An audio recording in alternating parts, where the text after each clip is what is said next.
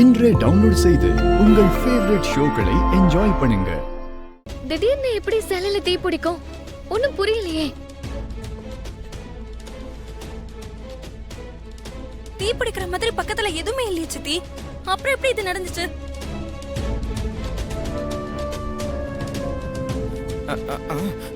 எனக்கு என்னமோ இது சாமி குத்தோன்னு தோணுது.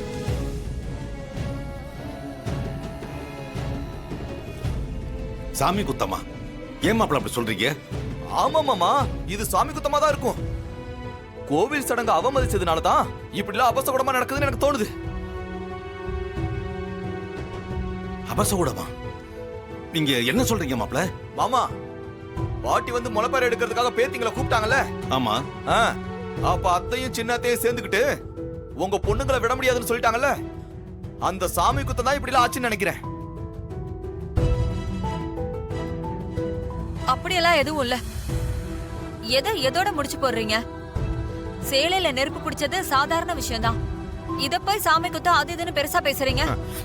சின்னத்த, எவ்வளவு நாள் ஒரு வாட்டியாச்சும் இந்த வீட்டுல எங்கேயாச்சும் உங்க புடல தீ பிடிச்சிருக்கா?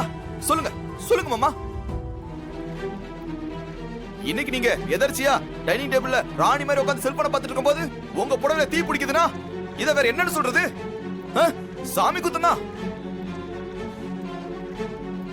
ஆமா, மாமா சொல்றதும் கரெக்ட் தான். முளைப்பாறை எடுக்க கூடாதுன்னு என்ன தடுத்தீங்கல்ல, அதான் கடவுள் சோதனை காட்டுறாரு. இந்த விஷயத்தை இதோட விட்டுருங்க, பெருசுப்படுத்தாதீங்க. பெருசுப்படுத்தாதீங்க அத்த. அப்படி அசால்ட்டா விடுற மாட்டா இது? சாமி குத்தம் உங்களோட முடியாம இந்த குடும்பத்துல இருக்கிற மத்தவங்களுக்கு ஏதாவது பாதிப்பு வந்தா யாரு பதில் சொல்றது?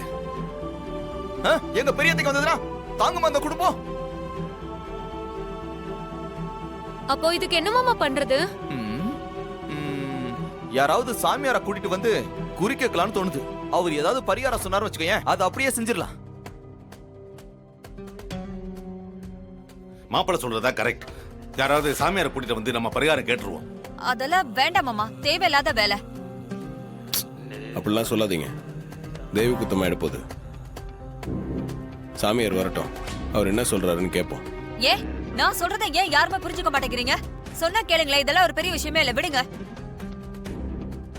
சந்திரா, எல்லாரும் இவ்வளவு தூரம் சொல்றாங்கல்ல, சாமியார் வரட்டும், அவர் இதுக்கு என்ன சொல்றாருன்னு கேட்போம். மாப்பிள்ள, நீங்க போய் கூட்டிட்டு வாங்க. சரிங்க, கூட சகலையும் கூட்டிட்டு போறேன். சரி, போயிட்டு வாங்க. பாப்பா போலாம். சந்திரா, நீ போய் ட்ரெஸ் மாத்து.